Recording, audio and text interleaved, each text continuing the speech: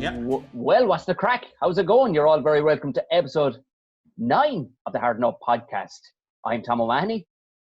And I'm Owen Colgan. Tom, we're getting harder. I was wondering when you were going to say it to me. Fuck, they just came out of nowhere, but we're getting harder. Can't believe it's 9 podcasts already. 9 podcasts, by technically 10, because I called our first one Finding Ourselves, because that's what it was. I didn't want to call it the old pilot jobby. I didn't want to call it a pilot one, but we're finding ourselves. Yeah, nothing wrong with that, Tom. Nothing wrong with finding yourself. It seems like every man and his dog is doing podcasts nowadays. Do you know what I mean? But not to say that they're not good, because it's nice to have a conversation, but I must have been on about fucking 5 people asked me to be on different podcasts the weekend, and I was fucking wrecked by the end of it, just chatting to people. At least this is on your own terms. You could just shout at me if you want for the next fucking hour. But you know what? They take a bit of stamina. Like, I was talking to my mother after I did the 5 of them, and I was like, I've nothing left to say to you, love. It's true. It's fucking true, isn't it? Yeah. We're a family of small words, I do. But even I had the mother on the oak the other day, and she was like, and like that, I was after doing a fucking 2-hour one. And she was just, well, tell me all. And I'm like, I know. How do you feel? I'd start talking to the mother about UFC, because that's all I had to fucking talk about. that the tank was getting empty when you start talking about the UFC. Yeah. And the mother always asks you the open-ended questions like, what did you talk about? You know, like, there's never specific questions. It's always like, tell me everything that's inside your brain right now.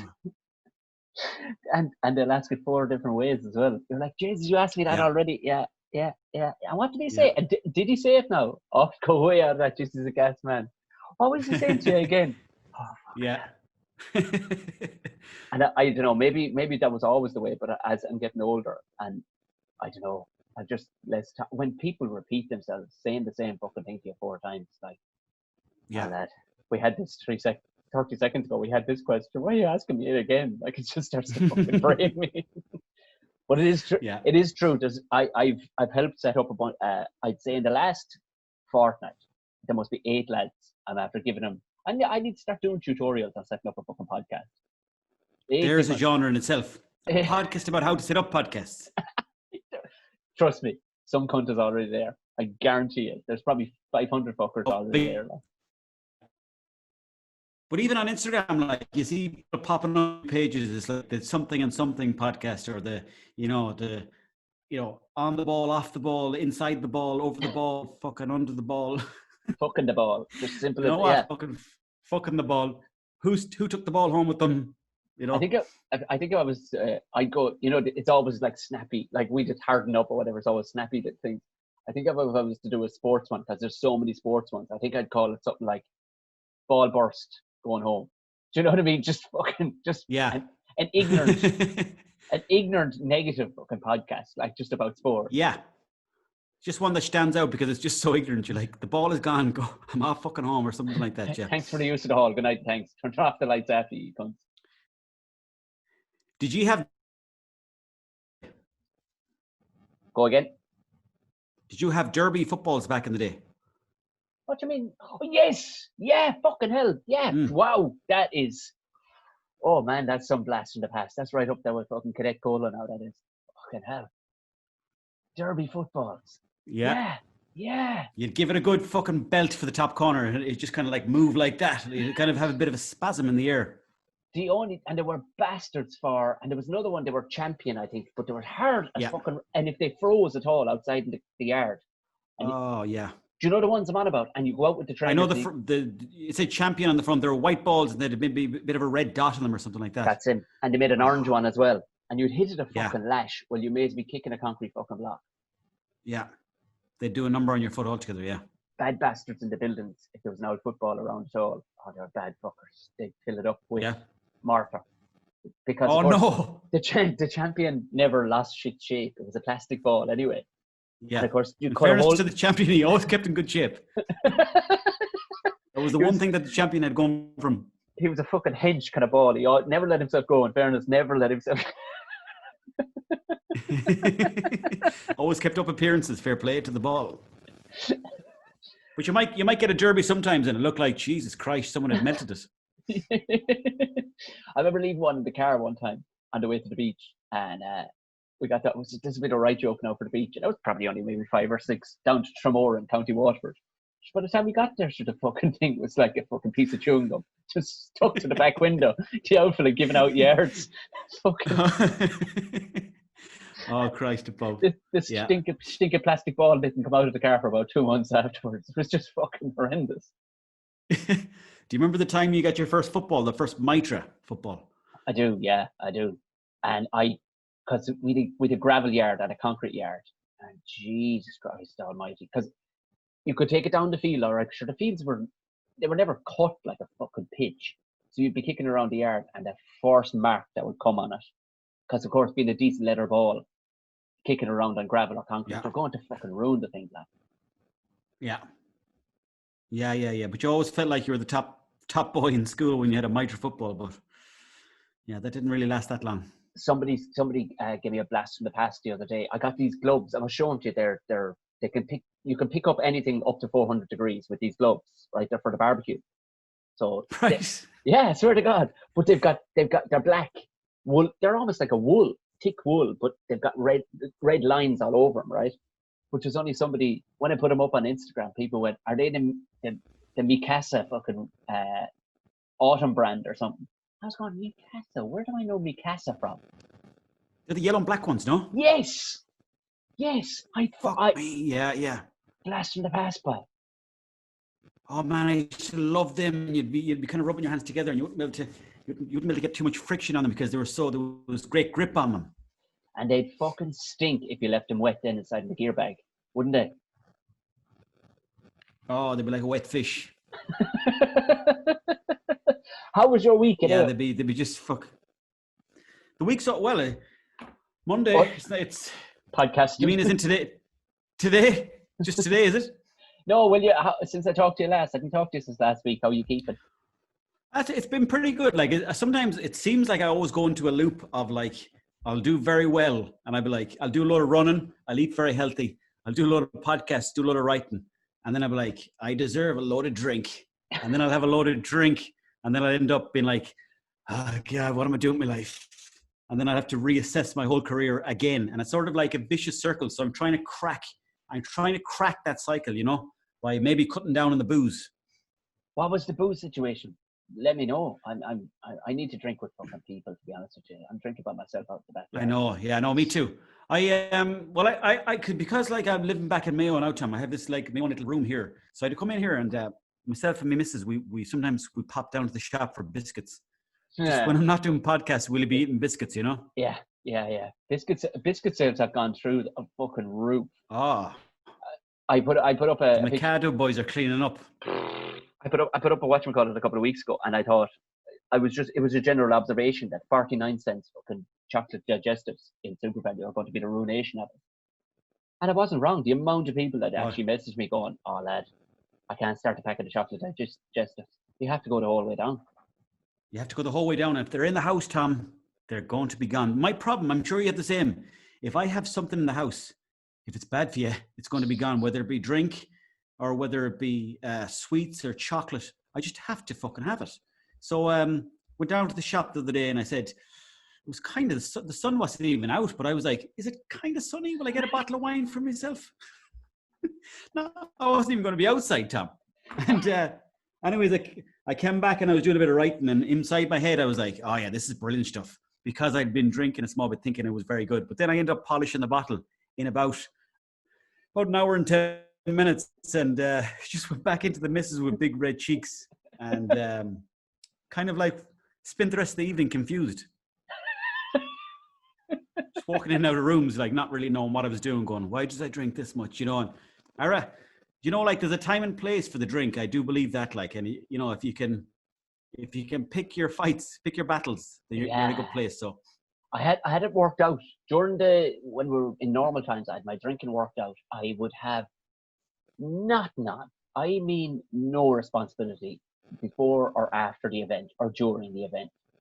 But now it seems I've started to combo it with, sure, I'll cook the dinner half cut.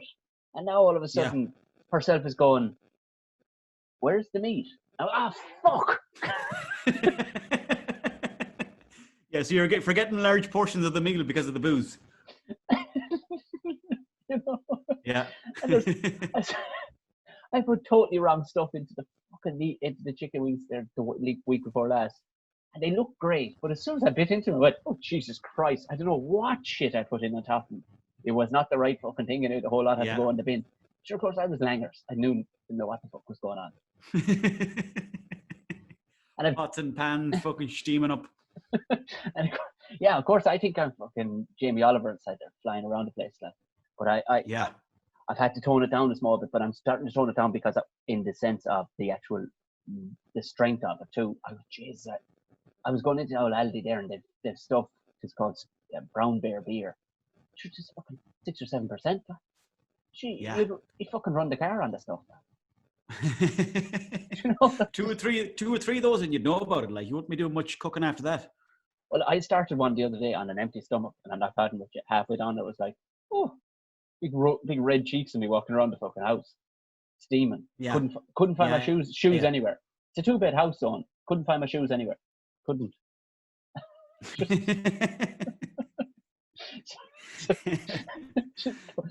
The thing is though, there is a time and a place. You have to say it, because you enjoy the drink a lot more when you don't do it all the time. But if you're like kind of wait it the whole time, I don't know. It's like it's novelty a bit for me. So I'm trying to keep it down to once every 2 weeks. I think that's a good call. I think I might give it a miss this weekend. Yeah, that's a good call. Yeah. And then what do you replace it with though? Because it's like it's the golden present at the end of the week, you know. Unless I get a big massive bag of jellies or something, but then I'll just be dying from that as well. Like, fuck's sake. Yeah, get the jelly hangover. Christ. How do you explain that to the neighbours? What's wrong with your man? Are you fucking had too many jellies? He went bananas on the fucking jelly babies last night. He's gone wrong. Yeah, plus if you do something crazy shit, you can't be like, fucking sorry about that, I had too many jellies. But if you have a bottle of wine, like, and you run around the place a bit naked, you're like, Ara, we blame the wine on that one, lads. Do you know? So with the jellies, you don't really get away with it. I'm living next door to a pub, Tom, and I was in there today. What? Your man let me in there because he was just, well, I kind of know the neighbour a small bit, like, and he just let me in there for a look. But I had an old beer in there when I was in there. And don't know if I should be saying this.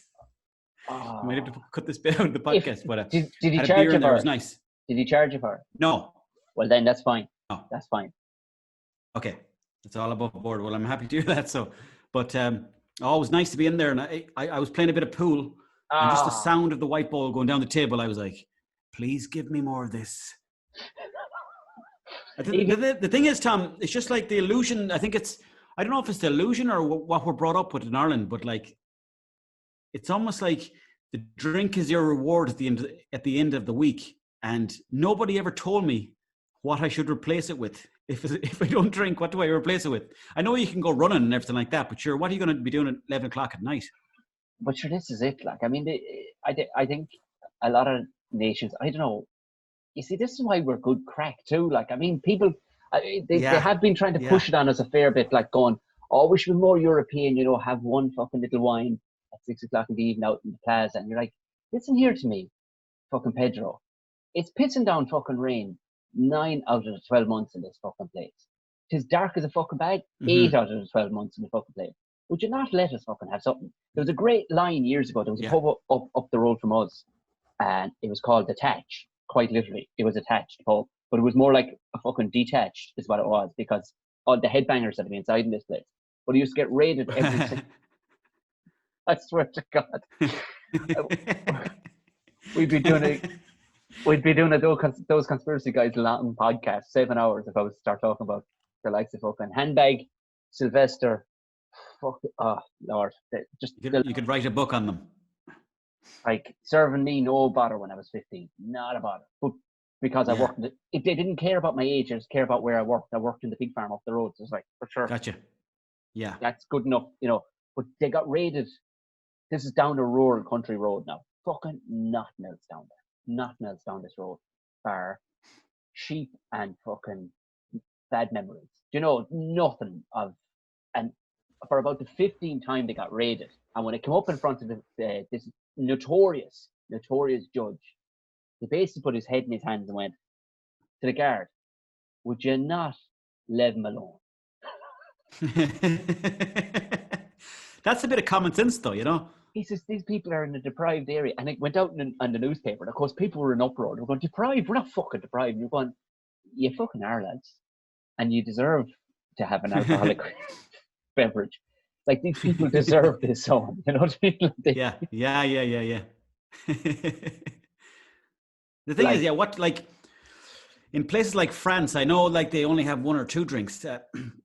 Maybe they do it the right way. I don't know, but like, it's just hard to say no to one. That's the problem. Like, you open in the doorway. Like, as soon as you have one, you're opening up that key. Yeah, and I tell you, I've seen other nationalities. You know, they'll sit around, five of them will sit around sipping maybe one or two drinks at a table and say nothing to each other. Oh, yeah. Do you know? Yeah. Now, if that was the case, if I had nothing to say to the other four fellas at the table, I'd fuck off home too. Do you know? Like, yeah. Exactly. Yeah. Oh, definitely. I used to live with a load of Venezuelans, and like, we'd be drinking. They'd like, "Well, this weekend we're going to go drink." I was like, "All right." And then we go down to the off license, and it'd be like, them, they'd get a 6-pack, and I'd have a 6-pack for myself. And I'd be like, "Geez, I thought you said you were going drinking." They're like, "Oh yeah, we're going drinking, like a beer each." And I was like, "Step it up a small bit, will you?" You're making a fucking show of yourself. Making a fucking show me over here, mate. No, but that's not. I don't want to be sounding like I'm condoning the drink. I'm just saying that it's deep within the Irish culture, or it certainly was. I don't know if it's the same as it was before, though, because there's a lot of pubs that probably won't open up again. There is, yeah, there is. I see somebody sent a video of one from Stockholm, and glazing specialists are making a fortune in Stockholm, it would seem. They glazed off the whole fucking bar. It was weird. You could see everywhere, but floor to ceiling glazing in around every table, fucking like an invisible corridor to the jacks. It was weird, man. It was weird. Somebody was. What do you mean? I don't understand. Glazing. So windows, basic glass everywhere, clear glass everywhere. So they had little booths around every table. They had like they built a corridor down the middle of it of glass.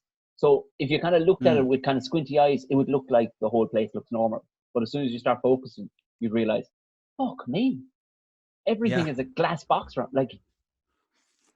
Like what? Like weird. You know what I mean? It's just, but then what? Yeah.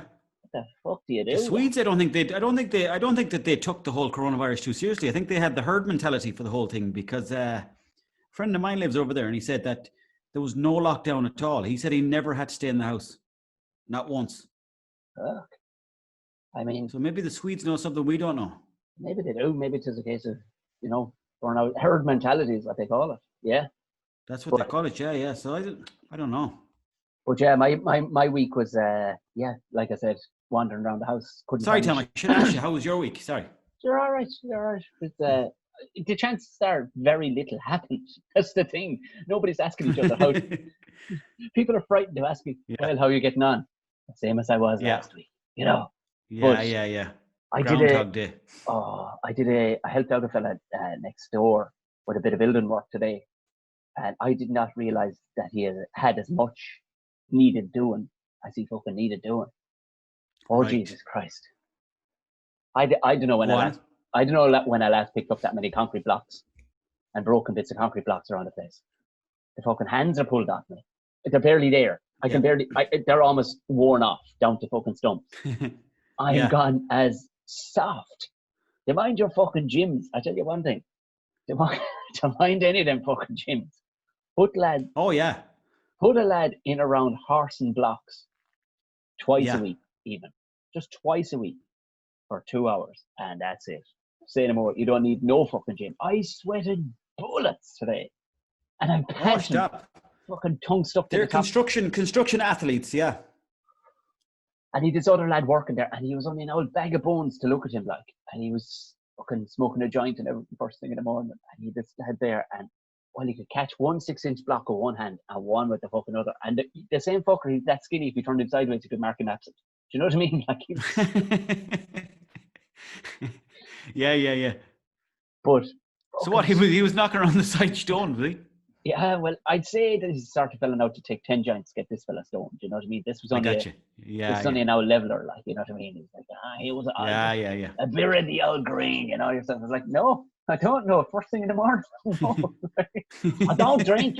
I don't drink. He says, I went, fair enough, but also I'm I'd not love to look at drinking. I'd love to look at the shape of the house once it's done. If you know. Yeah, I think this fella was only good for pushing it out of brush or whatever. But I had no idea how fucking out of shape I was in the way of construction strength is a different type of strength, isn't it? Oh yeah, it is. Yeah, yeah. And it, like you think to yourself, if I'm this fucked after one day, how are these other lads here? How are they so lively after like doing it their whole life? I have a neighbor, and he's just like. He was just, I think he was born on the construction sites because he's not even in good shape, but he could lift up blocks with his hands, and he has a son. The way there's always like some sort of mystical story about like some lad who lifted the mixer out of the trailer, like, and he didn't even need to, it was a 2-ton mixer. Like, just the numbers are all over the place. But this lad, himself and his son, they go around and they build walls and stuff like that. And just like, I work with them for one day, and I was like, my back was fucked, but I didn't want to say anything. But they're at it their whole life since they were maybe 14 or 15. Oh yeah. And see the likes of them fellas, they. But it's no harm though, Tom. It's no harm doing it either, because. Oh, just to get an idea, yeah. There. Yeah, there was a bit of a delay there, but you're still coming through relatively clear. There's just probably a 2-3 second delay. Okay. So it's grand. No worries. Yeah. After you, Tom. Yeah, you were saying, but you're right. There is no harm in doing it. But fucking hell, it was an eye opener. I got to give him another hand during the week, all right? Oh yeah. But I'm saying, like, there's no harm in doing it for like a day or two. Oh yeah.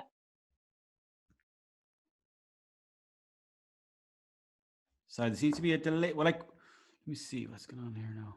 Can you hear me clearly there, Tom? I can hear you perfect. Okay. Oh, sorry. I cut across you there. Yeah, there's no harm in doing it, but like, it's good that it's good to do it like for a day or two here or there to realize that you don't want to do it all the time, Oh man, that was the thing. Like, because I worked in the buildings for nearly 9 or 10 years, but I'd gotten to kind of a level where you're kind of running jobs and stuff like that, so you've gone fucking psychotic from it. But also I was realizing, oh Jesus Christ! I mean, it's an honest day's fucking work. You know what I mean? And oh yeah, as honest as it comes. Like, and could I work in a shop? No, absolutely not. I could work on a construction site. I might be a grumbly old bastard, but I'm fucking blue collar redneck fucking bloke. I know my heritage. That's what I'm supposed, But at the same time, like, you're looking at, and it was this buddy lad. I'd say he was maybe 5 foot, but he'd a fucking back on him. I could see him across the way, like, he'd a fucking back on him. Yeah. And he 3 fucking long, fucking 8-foot planks scaffolding up on his shoulder. I'd be fucking pissing myself with one. This kind of horse and 3 of them. and rolling a fag with one hand. Rolling a fucking Golden Virginia with one hand. Like, while doing that. Like, and the thing is, like, you can't be telling them you're inside doing podcasts, because they'd be like, what? Because they'd be like, like the neighbor was asking me, he's like, how's your day, Owen? He calls me Owen all the time. And I feel awful guilty, because I'm like, I was only in the fucking house editing a video, and you're out here slaving away, So it's there's good things and bad things to be taken from both careers, because I think it's good to do. There's a lot to be said for, not breaking your back as well. I let it slip accidentally first thing this morning. I was just horsing out this fucking kind of wheelbarrow stuff, like, and the man, 2 of the lads started listening in, like, the man says, do you a bit with the acting and stuff? Do you a bit of that? And of course, the fucking absolute egomaniac in me went, oh, well, of course. And as it was coming out of my mouth, on, this is because I'm such a long-winded talky cunt that I couldn't shut myself up. I was like, well, now that you mention it, I do a bit of podcasting as well. And it was like if I rubbed my Mickey across their 3 faces all at the same time. Yeah. I couldn't. I got this response. Yeah.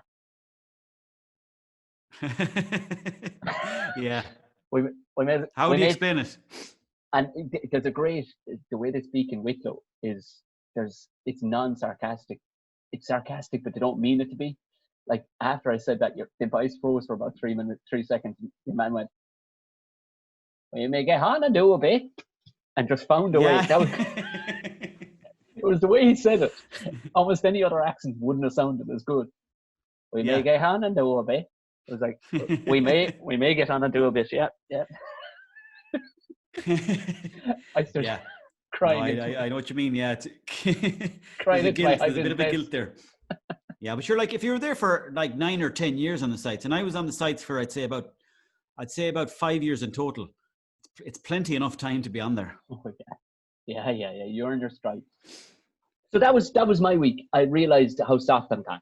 That, you know what I mean? So, I mean, other than that, and podcasting has gone fucking crazy. Everybody is starting a podcast. We can technically say we started our podcast before the coronavirus kicked in, technically. And we definitely planned it long before. Because we met up a few times. Definitely. Planned it long. So what do you make about the overlord of the podcast world, Joe Rogan, making 100 million and moving to Spotify? I wouldn't mind. Our podcast has been up on Spotify for the last 3 months and nobody's giving us a fucking bean. I don't know what to do. Yeah, it's the long game though, isn't it? Like if we stayed in construction for like as long as, well, then again, how long is Joe Rogan doing the podcast? He's doing it since early 2000s, mid 2000s, is it? He's a long time at it, like, you know, so I think if we stick at it that long, you'd never know. Oh yeah, well, he's into the thousands, doesn't he, of episodes? But I actually tweeted the other day because he had Tom Green on, and I had Tom Green on my podcast years ago, and I was saying, I'm not saying myself and Joe Rogan can be best friends, but we did both have Tom Green on the podcast. And in fairness, Tom Green, he shared it as well. Like, how in the fuck did you get Tom Green onto the podcast? I was actually watching his old shows today, and I was watching his stand-up. I was watching his stream that he does, where people call him in. Tom Green is a hero of mine. He's a legend. Well, I just waited at the airport and I choked the cunt out. And then when he woke up in the boot of my Passat, I stuck a mic. No. Stuck a lapel mic on him. No, I toured with him around Ireland. I opened for him all around Ireland. It was the weirdest thing. How did you swing that one? Because I can drive on and I'm reliable. I don't cod myself, right? But they said, look, I got a phone call from the booker, basically just saying, such and such wants, their hand got forced. I was being booked to open for him down in Cork. And they said he'd be open for him in Cork. Another fella vouched for me. He says he's open from everywhere. And they were like, I don't know, because we want to, you know, and the booker had their cutie pies that they wanted to put in there. But your man turned around and said, no, I'm flying him in. And I'm telling you here now, Tom's opening from everywhere, because here's the thing. The others that you're talking about don't have their own car, don't have their own, you know. And as it turns out, on the day, it took somebody with their head strapped on. I showed up in my fucking saloon car, thought it'd be grand to pick a man up. Didn't realize he was bringing a videographer who had a big giant case of shite, and he'd a woman with him. She's long gone now at this stage, and she'd a fucking case, man. It fit like you would not put this into a Vectra boot. I found out, and so I rock up, and Tom says, "Yeah, that's not going to do." I says, "Well, Tom, this is what I was told." So I had to ring his agent in the UK. So to go tearing around Dublin, looking to hire a Jeep, had to boot it up to the airport, fork out my own money. Now got it all my own money back. Tom didn't give a fuck. He went, "I don't know what to tell you, Tom. I was told you were turning up at a big enough yoke flat. So we'll just hang out here so and have coffee. We'll be inside in town. Let's just do that." So Tom, so I had to boot it up to the airport. Got the very last fucking Jeep that they had. Came tearing down and threw the three of them into the fucking thing. Booted as hard as I could go down to Limerick. Opened from in Limerick. And we were off. We were grand then. He relaxed then. In fairness, he turned around. He'd been texting your man back and forth, the agent. And it's only when we got to Limerick afterwards, after the gig in Limerick, he went, "Wow, I didn't realize all the stops you had to pull out to pull that fucking thing off, like, you know, to get that joke." So we went on then. We did Cork the following night. Galway the following night. And we did Cork the Sunday night then. It's great. Good crack. I can imagine. Geez, that's a great story. So you were traveling around the country with them. You picked them up at the airport and you went to 3 gigs with them. You got to gig with them backstage, hang out with them, and all that other stuff. Oh yeah. Like we went down to. I wrote him a joke that he fucking loved. And it was the weirdest thing. We went to where did we go? Because we did the scenic route. Because we bags of time. We went to Limerick, obviously. Like I said, no, that was straight down the motorway because we were fucking behind. We were late. And he was, in fairness, he was kind of nervous. He goes, "Man, we're fucking late." I went, "Fucking fuck up." I was just because I know Limerick crowds. So I went on, and some fella piped up, lippy cunt, like this. "Yeah, where the fuck are you?" I says, "And you can shut your fucking mouth too before I come off the stage and make you fucking eat this microphone, you cunt." Wait! Because I knew what they were like. They were just, and after that, then, in fairness, Green was They're rowdy. They're rowdy in Limerick, yeah. You know, in fairness, then he could relax. He was like, "Oh, they're a bunch of mad fuckers. Grand job." Yeah. You know, so he was happy out then. And then we drove up the coast road. Then we went up the Wild Atlantic Way, up to Galway. Yeah. And we stopped everywhere for coffees and ice creams everywhere. Because his woman, the girl, and the videographer were lovely. Lovely. In fairness, they were kind of going, yeah. Well, they were kind of going, "Fuck it. It's a pity now we don't," because they were going all across Europe to the Middle East and everything like. So apparently, I'm going to be in his DVD or his special, his travel special when they releases it. But they were going. How long ago was this? Just 2 years ago, anyway. Oh, that was right. I thought you were talking like 10 years ago. Jeez, that's not so long ago at all. No, it's maybe about 2.5 years ago. Yeah, about 2.5 years ago. Yeah. So it was. Did he check out for a while? Did he give the game up for a while and he come back, or what was the story? He did, yeah, he did. He checked out, but sure, I mean, he was tipping away grand. He made a fucking fortune. Now he fortune passed him by too, like in a lot of ways. Like, but he was ahead of the game, man. He was way ahead of the game. Oh man, he was he was like the guy that set up like the whole pranking sort of thing. He was probably one of the first people to do that stuff. Like he used to be pranking his owl pair and all that other stuff. So long before Jackass. Like he was definitely ahead of the game. Oh yeah. Well, he invented podcasting more or less. Like, you know what I mean? He was on the fucking money with it. But he did all right. Like he's a lovely spot there in LA. He's a lovely couple of cars. You know, he did all right over it. Like, you know, but it turned out like he wasn't sure what to make because I was taking the piss, and I think he wasn't used to fellas taking the piss. Yeah, a different sort of tempo of comedy. Yeah, just the two was back and forth, and he was. But after about an hour then of chatting, he was like, "Oh, right." Yeah. I can imagine if it was the other way around and you were going to America and you met somebody, you'd be kind of like, you know, you'd be weighing each other up for the first hour anyways. Oh, yeah. And on top of that, too, he'd had people kissing his arse for the best part of his life, too. Like, you know what I mean? Yeah, of course, yeah. Well, yeah, no, and it was great. The gigs were great. The people were very, very responsive. Like, and God, picked up a good bunch of fans. I wouldn't call them fans, but you know yourself, like, picked up a lot of of course, followers yeah. as a result of it, you know, that kind of way. Loyal people too, like, you know. I sold out nearly every place. Yeah. But I can imagine he did, yeah. We'll go back to your main question. The Joe Rogan. I suppose the idea is, how cute are Spotify to stump up 100 million. That's some roundy number, isn't it? 100 million, Joe. It is. 100 fuck. I guarantee you that's not a bargaining number. That sounds like the first number that came out when Joe went, "What?" Do you know? Yeah, exactly. Yeah. You'd get to 108 million, or you'd get to 94 in a bargain. Do you know, a to and fro? That sounds to me like some fella put a check out in front of Joe. How many zeros will I put on this, Joe? What's going on though? Isn't it nuts the way like the likes of people like Joe Rogan are making 100 million, and apparently like Jeff Bezos became a trillionaire during the lockdown. Oh, like because everyone's probably buying shit on Amazon, you know. Oh, sure, I'm there with him. Yeah. Bottle of wine at night time, just be on Amazon buying all sorts of fucking. Come here, I'm buying barbecue fucking gear that I don't need at all. Do you know what I mean? I bought barbecue coals the other day accidentally. I was only looking at them before I knew it. And I actually had the yoke bought, and I turned to herself. I went, "Did I just buy that, Twin?" You did? Yeah, you did. You did, Tom. I went, gee, how are they going to deliver a big bag of coal? By jeez, they did. Landed a big box of fucking coal landed on there the other day. Do you have Prime? Yeah, herself has it. Yeah. Oh yeah. So I should look at. She knows all about that.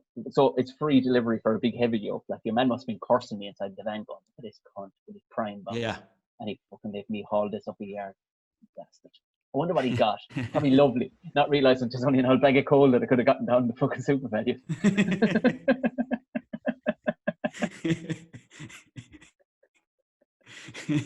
But a trillionaire, like, what do you do? What do you do with that it's kind handy. of The stuff? old Amazon is handy, but like it's almost too handy. A I don't trillionaire. know, but like I know that even when himself and the wife broke up, I think she just automatically became the fourth richest woman in the world because of the money she got from the breakup or whatever like that. But it's just fucking sick money, isn't it? Oh, lad, fucking 100,000 would change a fella's life if he knew what to do with it. Like. Do you know? He would, yeah, no, definitely, yeah. Like 100 million, it'd almost be too much. You'd nearly like not know what to do with it, and then you'd end up having lads calling over to the house, going, "Geez, how are you, Colgan? I haven't seen you since school. How's life? Who's this lad?" And then you'd be like, "She's she come here. Hey, do you want to go for a fucking couple of pints?" And then before you know it, then you'd 100 around you, and you'd be like that lad in England. What was his name? Was it Carol or something like that? Big He'd fat won a fella, load of money. yeah. Yeah, and he ended up fucking hanging out with a load of fucking hang-on merchants and The UVF went over to him, lot. Didn't the fucking UVF go over to him? Billy fucking Johnny Adair went over. They did, that's right. They fucking did. And bled The him for a UVF heap. crew headed over. Yeah, that's right. They did actually. Yeah. I seen that documentary. You know you've been busting out the old fucking MasterCard too often when the UVF turn up to your door for a party, don't you? Oh yeah. That's when you know, like you know what? Call the bank, cancel the card, let's the UVF here. So we'll step it back a small bit. But I don't know. Yeah, I mean the lotto. That's for another podcast, you know, because we've all had lotto notions. That's the one communal thing I think we've all had notions about the fucking lotto, what we do with it. But even but 100 million. I mean now they've locked. I didn't know they did videos on Spotify, so they've locked everything in, locked it. But what they've done there is 100 million's just fucking gone out of their bank account, and they'll never get it back after a road. But what they have got is every other big cunt now is going to go, oh, I don't need 100 million, but would you give me 500,000 to go over to you? Because Joe was making a fucking fortune out of that podcast anyway, with the advertising. Now I wonder would he cut all the advertising? That'll probably what'll happen. Do you know? I don't like. I mean, he probably will, like, because it's not really like if you're getting 100 million, everything else pales into comparison. So I think, like, I'd say Joe Rogan at this point of his career, though, like, because he didn't have to take anything, like, really. So I'd say he'll keep something in there. The kind of fella Joe seems to be, I'd say he'll definitely have advertisements in it somewhere. To be honest, I actually don't hear them anymore because I have that ad blocker, so I don't. There's none of those adverts that come up before or after, or even I don't hear any of his advertisements anymore. Oh, don't you? Except for that on it. Yeah, for sure. I mean, he drops enough names throughout his podcast too, like of lads. You know what I mean? The best job is to get halfway friendly with Joe Rogan and send him something. Do you know what I mean? Because he will fucking mention it 14 times in his fucking episode, like between the Yeti coolers and the fucking hype bows that he's fucking using the whole time, like. He'll have changed fellas' lives like by just mentioning their stuff. Holy shit! Box. Oh, that's the power he has now. Like if you were to go onto Joe Rogan's podcast and you came back to Ireland doing gigs, you'd nearly probably sell out your gigs because of just the fact that you were on his podcast. Oh yeah, absolutely. I think there's talks of I would say I'd put money on. I don't know when, but I put money on that Rochford will be on it. You reckon? Yeah. Because the likes of Eddie Bravo is big into him. You know what I mean? They'd be chatting the two of them will be chatting the whole time. Sam Tripoli's podcast, basically, he goes on it maybe once a month and takes it over for Sam Tripoli. That's a big. Who else? There was a couple of fella. Remember the UFC fighter Pat Miocic? I lost you there, Tom. Do you remember there? It's cutting out a small bit there. Yeah, you froze momentarily. But do you remember there was a UFC fighter years ago called Pat Miocic? Do you remember him? No, I don't actually remember him. No. He was in the UFC. And he's they've got another podcast. Oh, what is this? Oh Christ! It's got a name like something like Fighter and the Kid. You know what I mean? It's a name like that. It's a nerdy guy with a fighter, and like your man went on it there recently, like, and just the boys just opened the gate for him. Said, you're going to do our podcast. We'll ask you a couple of questions, but let's be honest, you're far better at this than we are. You know. Yeah. You have to do something. He had a fella on the other day, and he's a mad fucker. He was interviewing him, and he gets 25 million downloads a week, listens on his radio station. Yeah. But it's but I'd say I'd say going on it, he'd be one of the next ones. I'd say the next I would put money on he's going to be on it at some stage. Yeah, I think if you're going to go on there, you have to have a story to tell. You don't want to be on the podcast and just halfway through be like, I've nothing else to say for you, Joe. Do you have any more of those flicking joints on the go or something like that? You know, you'd want to have a bit of something needs to happen in your life. It seems in order to get on the podcast. You just froze up there for a second. Fuck. See, maybe your audio is fine. You're just kind of fizzing in and out a little bit. Yeah. How do I look to you? If I move? No, you haven't froze one bit at all, but just actually small bits. But the audio has been fine as well. Oh no, I can hear you. Actually, you're perfect again now.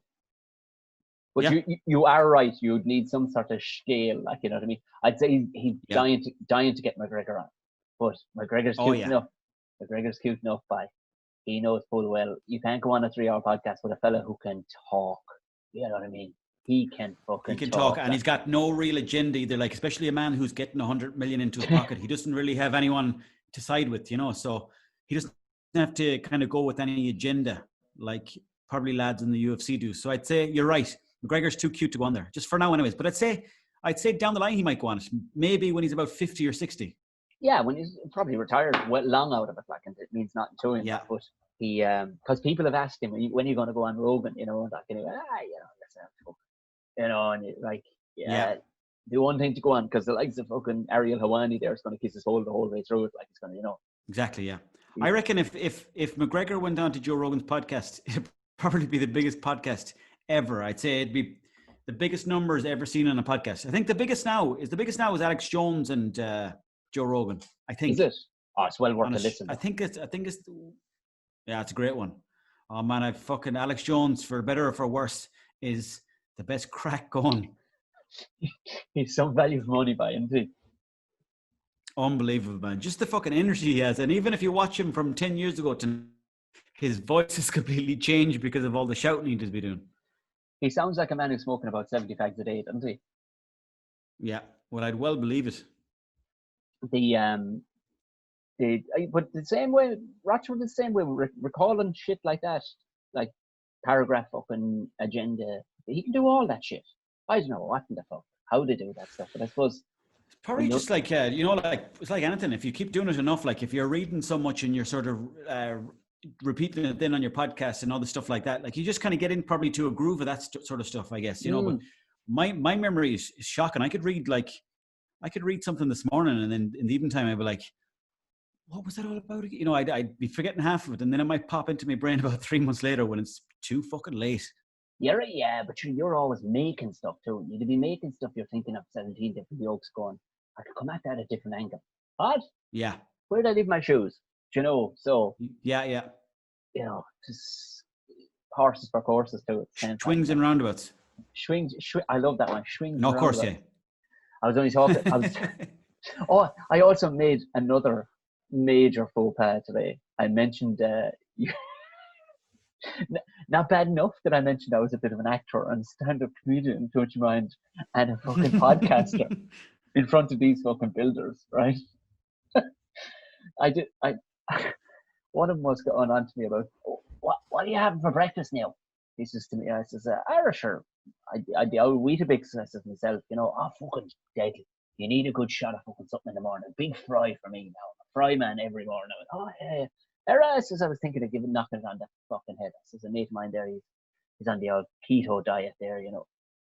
And then I looked. I said, yeah, you're in too deep then. Yeah, and there was no putting that toothpaste back in the tube. I'd already. Yeah. I'd fucked myself. The squeeze was on already. Oh, so I had to follow through and explain it. Sure, here.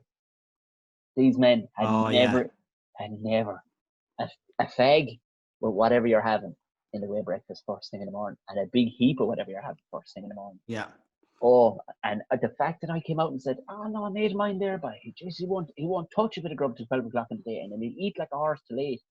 He reckons he's very productive. And even I'm going, what am I saying? Why am I continuing? Why? Just walk away.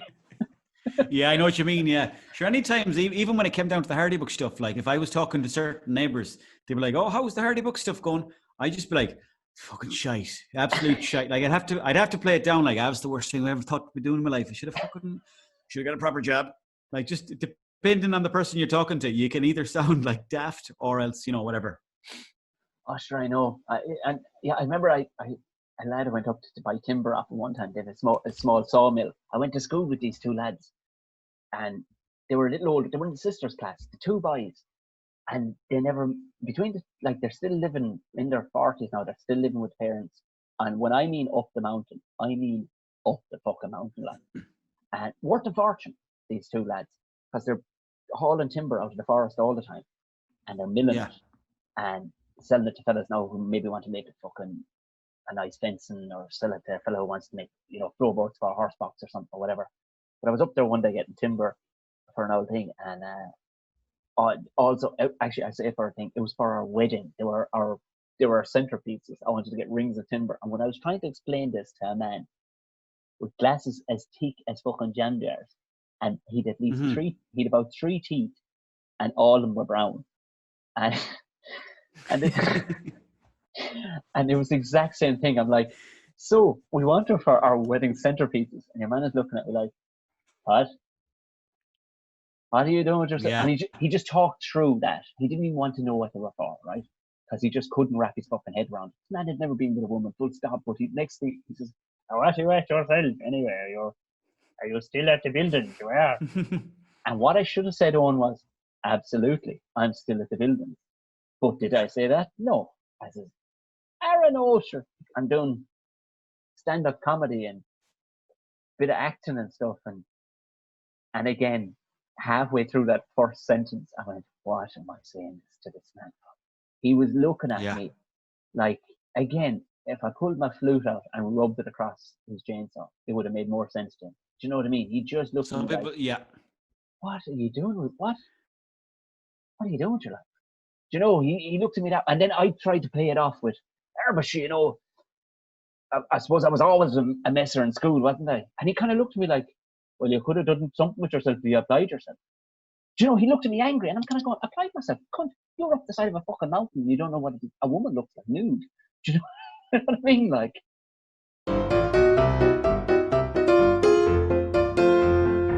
If I got this microphone the wrong fucking way altogether, is that better, no? Oh, you sound way better. It was a bit echoey before, all right. How many fucking months have I been doing that, Tom? Christ, I've probably been doing that for the whole fucking time I've been podcasting. Oh, Lord save us. I'm off for fucking pink, am I? Christ. Ash, I'm gone pure pink. Were you lying out today with the drop of vino, were you? I was, and the thing is, Tom, I was like, it's going to do some work all day. My missus like, "No, just don't, like, relax. You don't have to do anything today." And I was like, "I might just do some writing." And she's like, "No." So then we set out in the garden. We had 2 bottles of white wine. And then I was like, "You know what?"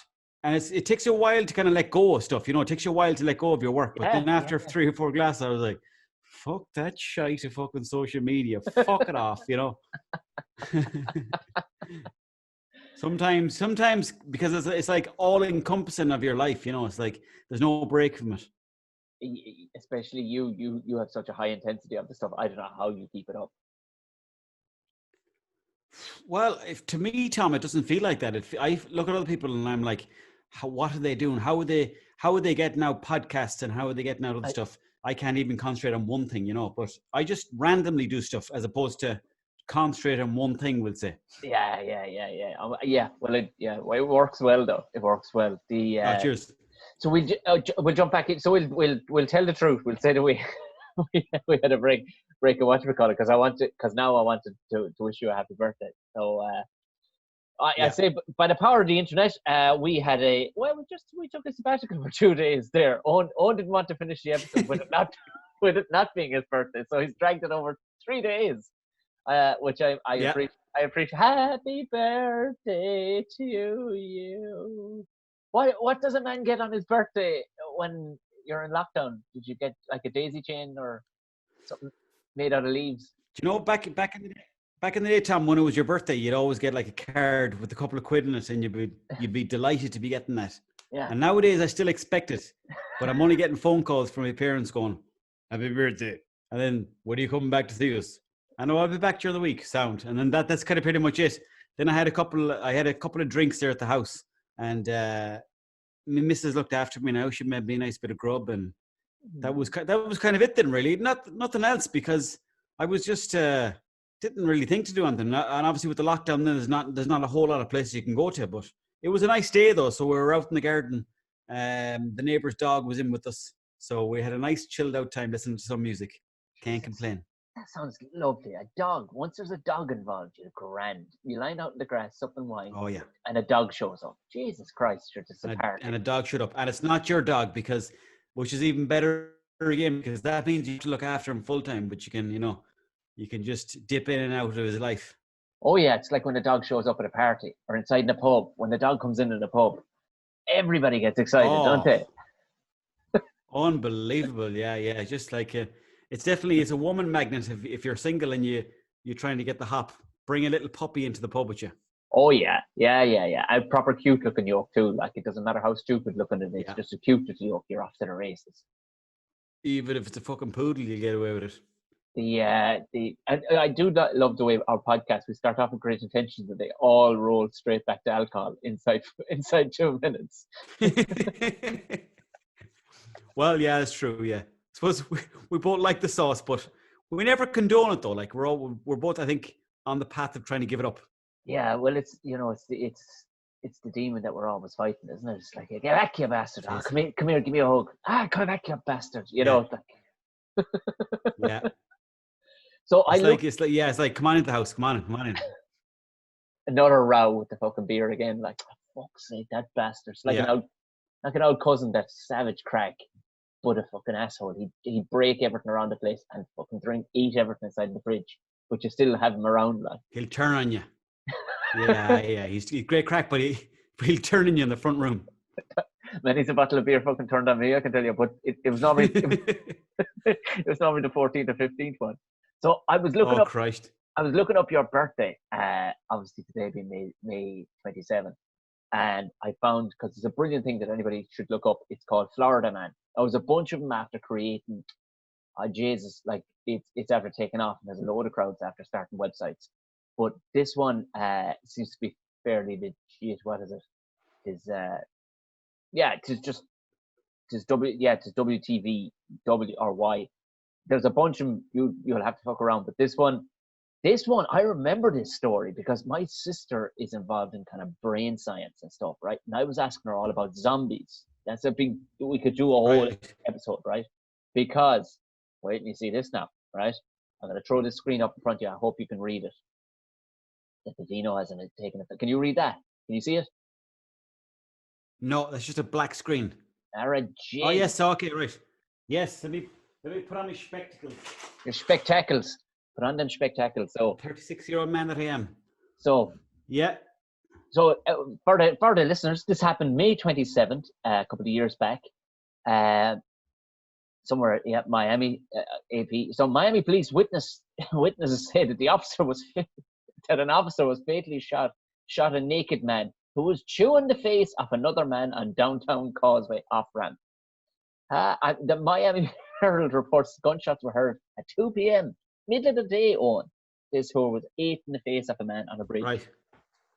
Saturday on the Causeway, witnesses said the woman saw two men fighting, flagged down the officer, saw a naked man, not a stitch on him, mauling the other man. The newspaper quoted witnesses. So anyway, it skips through.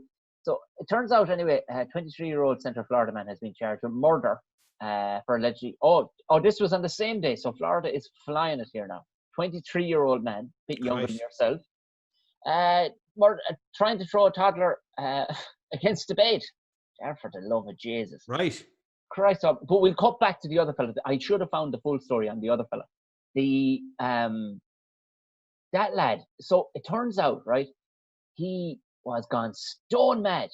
He'd gone fucking out of his bin, and it wasn't drugs or nothing. They reckon he had some sort of compulsion to eat humans, and it wasn't the first fella they only told half the story. It wasn't the first fella he tried to eat that day either, and he was in some sort of transient state where the brain was after clicking over, and all he wanted to do was fucking eat humans.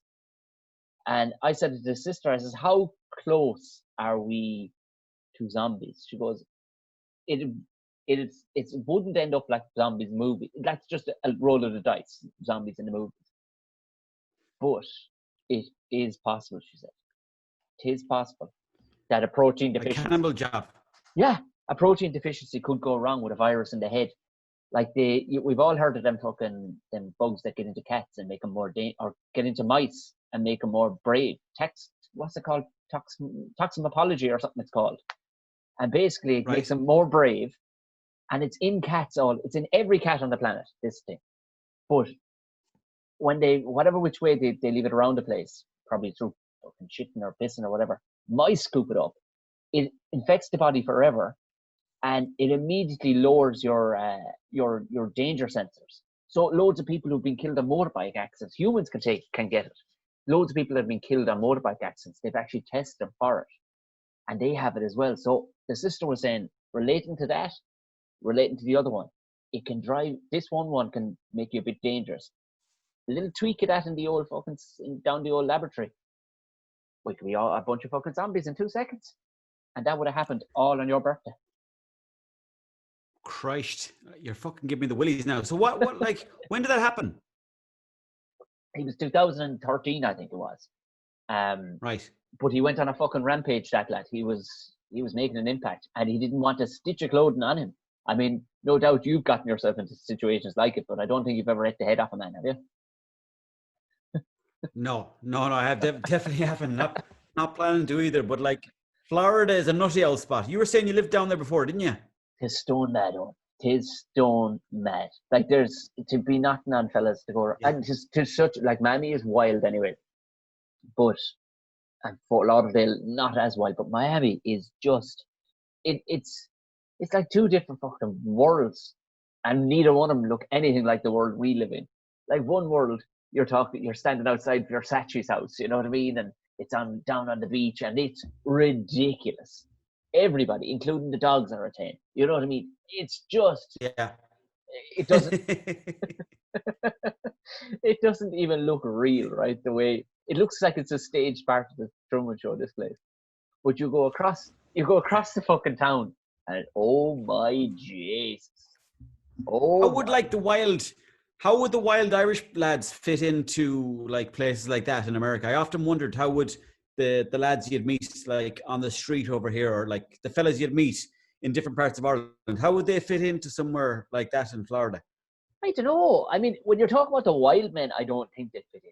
I don't think that. Well, money talks, you see, and all them fellas are cute for money. And when you get out there, you realize, like you and I, if we opened a bar in the morning, should be if we could open a bar in the morning, if we were in Florida and we opened a bar, to be a success, no doubt. Yeah. Because if you play your cards right at all, you'll do all right there, like. And they have Don't want that sound racist. They do like white people and they do like Irish people, so that's the way it goes. No, of course, you kind of have a head start in that sense, you know. Yeah, but you see it for like better or for worse. You see Irish lads that have done well over there, like done. Oh yeah, fair well. You know what I mean? But I was out in the backwoods parts of Florida too, because it's such a huge, like you'd fit 5 or 6 Irelands into Florida. But I was out with the cousin's husband there, and he's from, you know, banjo playing fucking country, like, oh my Jesus. Yeah. We're inside in this one spot. Do you remember the Dukes of Hazzard years ago? Yes. Yeah. That's pretty much it. Christ above. Yeah. The likes of the madness that they think is mad. I think, like, they thought I was complete and utter fucking savagery altogether, but I probably was too. Do you know what I mean? It was the early 2000s. I wasn't the refined. I wasn't the refined figure that you know now, Owen. I was I was wondering. But sometimes it's good to be that sort of wild, rambunctious sort of fella, you know, because I think the thing about America that I do like is that you have to be the wildest version of yourself. And that's how you kind of make it, I think. Yeah, I noticed lads that have been there a while, Irish fellas that have been there a good while. Yeah. They weren't you knew that's what they weren't like when they were at home. You know what I mean? Like, Yeah. they They're like an extended version of themselves. yeah. So it was Oh, yeah. Yeah. it was it was a weird one because I remember the fella. I was in Boston for a while, and the fella gave me a lend of a car to do my driving test, and your man was just pure. He was where was he? Wexford. But this lad, even I'd say Wexford wouldn't accept him back. He was, and Yeah. the whole of Boston was frightened of this fella. He was an animal, like just. Yeah. He fucking ate you without salt. Like what kind of shite would he go up to? Just Yeah. he like, we were laying piping outside this apartment block that he was after building, but we were doing the groundworks or whatever. And I remember going in one day, he had me driving because he just figured I was going to be handy to drive. I don't know why, but he did Mexican fella driving for him, but he fucking drove the yoke off every pillar and post in the city. So so he gave me this soft old number anyway. But I remember coming back one day and those lads, they were drywalling or something. Yeah, they were throwing up a few fucking slabs. And I just heard the roaring first. So I said, fuck it, I have to go in and have a look at this. Because there was lads running out of the room on the ground floor. Yeah. There was lads fucking running, ready to climb out windows and everything. Because he was a unit now. He was like 6'4", built like a fucking tree. And he'd gone in with a sledge. And you know when a man is walking into a room with a sledge and there's nothing to be broken, you know something's going down. Like, well, not a good sign. Yeah. Fucking bust up every wall inside there. They were long gone even. They ran out of the place. The Mexican lads he'd working. They were long gone out of it. They'd made it in balls of this job. Well, he went bananas and spent a good 20 minutes wrecking everything inside there, roaring and shouting. The next thing he came out the door, because I backed out at that stage. He came out the door and he told me, get back into that truck. So I sat in anyway. I wasn't saying it more. And he sat into the passenger seat. He just, right. What was the name of the fucking pub we used to go to? There's a Galway town name. You know, to something like fucking a Hascraw was the name of the pub. I had to drive him up. Yeah. I had to drive him up to that. Port Tumlin, or something like that. Just something like that now. And I had to drive him up to that anyway. And I says, well, right, I'll tip back. Go in your fuck, tip back. Park up that cunt of the yoke. And in we went, and I had to drink with this angry man for about 5 hours. Oh, Christ. It's America is a crazy place to be when you're drunk, because it's like, at the beginning, you're kind of looking around going, who are all these fucking nutters? And then you're kind of like, you become one of them because you're over there and you're steamed and it's a different energy over there. Oh, yeah. Well, it definitely, like the two different places, like drinking in Florida was a different fucking beast altogether, because we went out with a frat house and they were all Brads and Chads. Yeah. And they were... Okay, yeah. It was all about fucking who's the biggest gorilla, you know what I mean? But really... Yeah. When you got down to the core of it, they were all just a bunch of rich white kids who were talking shite. You know, shite talk, like, you know. But none of them were telling each other. They were like, if it was in Ireland, someone he'd pull the other fella aside and go, stop in and shite, you know, stop talking shite. All of these lads were in on the shite talk, so they were good crack, but a bit of a fucking dose, if you know what I mean. Like, but up in Boston now, that was a different story. Like, that was. Do you know what Boston reminded me of? Did you go to a place called Ned Kelly's? Yeah, of course. Yeah. The first night we went to Ned Kelly's, and we went on over then to Cambridge. We went to this place to meet herself, or a mate of mine's missus's uncle. He was a fire officer, and we went in. We started drinking with these guys. We're at about 2, and we went in. We says we'll bury these fuckers, because we were drinking hard at the time, and we were on the old Guinness, and about 5 pints in, I was steaming. And the lads were going good. And I went up to the Thirsty Scholar was the name of the pub. And I went up to your man at the bar. He was Cork for us. Come here, what's the fucking crack here, man? You fucking depth charging my pints or something? I says, not at all, boy, not at all. When the Guinness, apparently at the time, whatever way they send it over now, what they used to do is they'd send it to a big creamery from Dublin down to Tipperary, dehydrate it down to powder, fly it over to America, right. And a Guinness rehydration plant in New York would rehydrate it. But when it came back to hydration, it came back at 6%. Right. So we were fucking drinking nearly a pint and a half for every pint. We were Oh, I gotcha. the boys, Gotcha. the boys No. are all on their Coors and Budweiser, and these two langers falling around the place at 7 o'clock in the evening after we were talking about it. So what happened that night? Where did you end up? We ended up inside the truck body of a pickup truck, flaming, too drunk to even get on the fucking train or anything. And your man, Christ. your man's uncle, he was rotten drunk. But he says, guys, just lie down in the back so the cops don't pull us. Well, lo and behold, the fucking cops pulled us anyway on the way home. Sure, man was all over the fucking road. And the cop pulled us in, and we were trying to lie down as much as we could, pulling all bits of tarp and stuff over ourselves. Your man spotted us straight away because we were giggling like two children beside the back.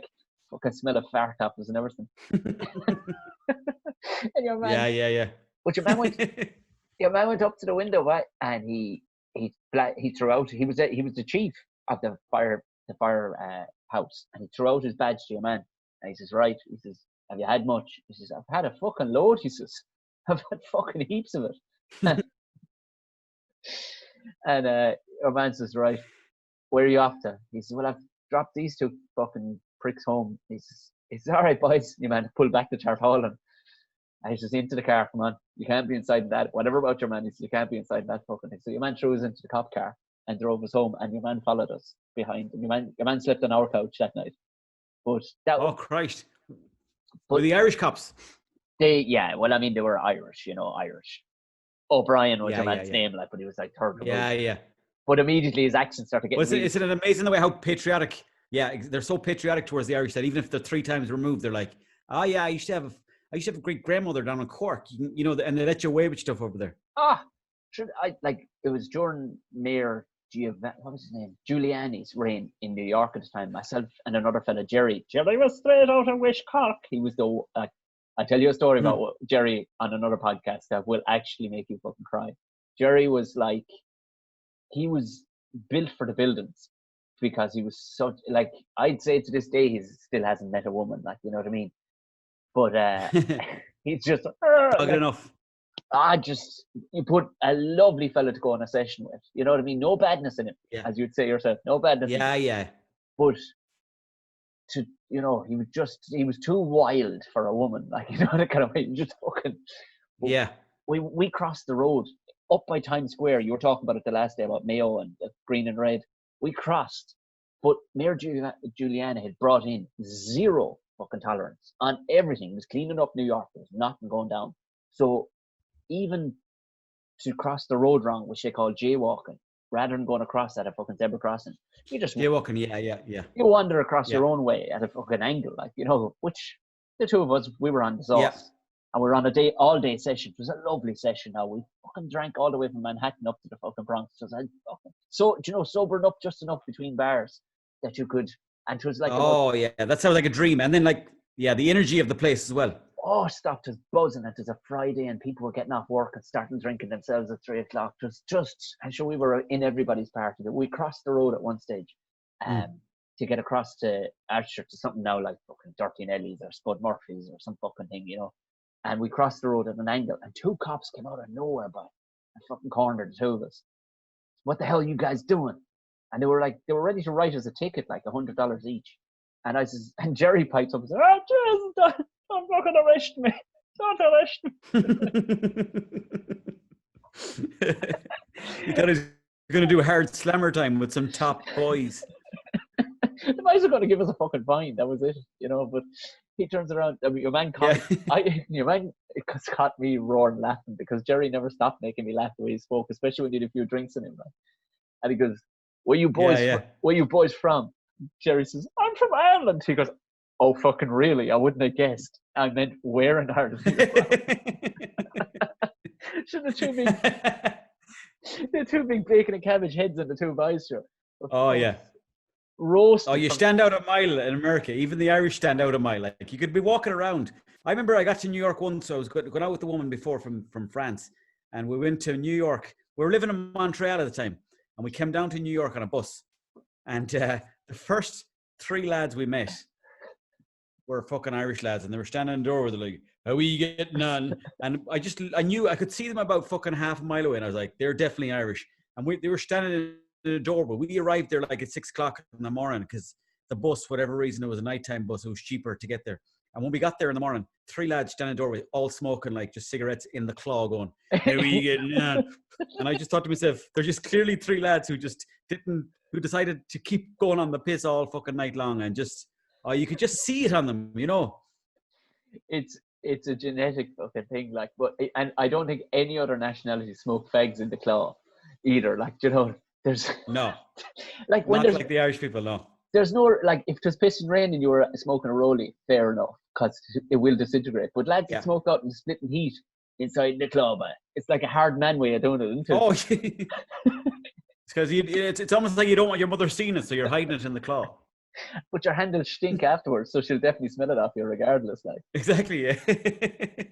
But yeah, the two cops anyway. They turned around and like that. Jerry was like, "Where was he from?" He was from near Kilbrittain. Actually, he was down near where Collins was fucking shot. And West Cork, right? And your man started laughing. Sure, the 2 name badges was fucking Murphy and McCarthy on the 2 boys. And he says, "Where are you from?" And I didn't want to say it, but because I knew what was coming. But they were going to write us a ticket if I didn't play ball. I went, "I'm from Tipperary." "Oh, is it?" And that simultaneously, "Is it a long way?" And of course, you have to laugh along and go, yeah. And basically, we told the lads, in fairness to them, they were half tempted to jack for the day. Because we says, "Listen, boys, we're on the fucking tear here. We're fucking staying going all day. We have a ball of money in our pockets and we're fucking staying on the rip." Because we just went to New York for 2 days of session and no plans. We were just going to tip into every place we could and stay drinking for as long as we could. And the 2 boys, I'm not cutting it, the 2 cops were looking at each other like, "Where are you heading today?" Yeah, would anyone miss them? Like, look, turn off the radio, you'll be all right, to be grand, you know. Fuck it. They didn't in the end, but you know, in fairness, but in fairness, like those pubs over there, like in America, like there's so many nationalities like vie in for the same place and everything like that. But the Irish, the 2 places they got into was the police up in Boston there mostly, and then the pubs in New York. And it's just like I was actually shocked at how many Irish pubs there are in New York. Because I obviously, like, you know, that's one of our best exports is the pub. But the amount that was in New York and up there in Woodlawn and different spots like that, it's just nuts altogether. Manhattan and loads of different spots, you know. Well, it seemed to be a thing when you left home if you didn't get the farm. It was definitely a thing in Tip years ago. If you didn't get the farm and you didn't join the priesthood or become a teacher, you fucked your way up to Dublin and Uncle Brian will give you a fucking job. And you'll work 7 days a week for about 5 years and you'll save every penny and you'll buy your own pub. If you go around most of the pubs in around Dublin city centre, I would say majority ownership is Tipperary. There's even an association, right? The Tipperary Man's fucking Pub Owners Association. Because I remember talking to your man that owns Tip. They're unreal for fucking buying pubs. So that was the thing. Get out there to fuck, work. Don't take even Christmas Day off. Go up there and work your whole off, and buy your own pub after about 10 years, and then work your whole off inside that as well. Like, you know. Like, do you reckon that's a good way to do things? It sounds like a good way to do things because, as my cousin in America goes, "Hey, dude, pubs are like banks over here in Ireland. Like, that's how much money they make." They do, but then, like, you know what I mean? When would you have enough? Like, because I see it there as an example. Yeah. You know, like, fucking hell, the pub isn't a handy fucking gig to be going at. You're dealing with langers like us, just all men around the place, smoking fags inside. Yeah. You know, just then some fella's going to get sick all over the toilet and, Jesus. Plus,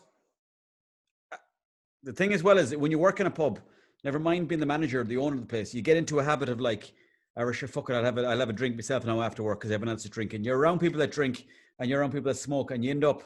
Anytime that I worked in a pub, I ended up getting into a very bad sleeping pattern, and I'd be up like drinking and smoking till all hours. So it can be very rough in that way. You have to be very disciplined.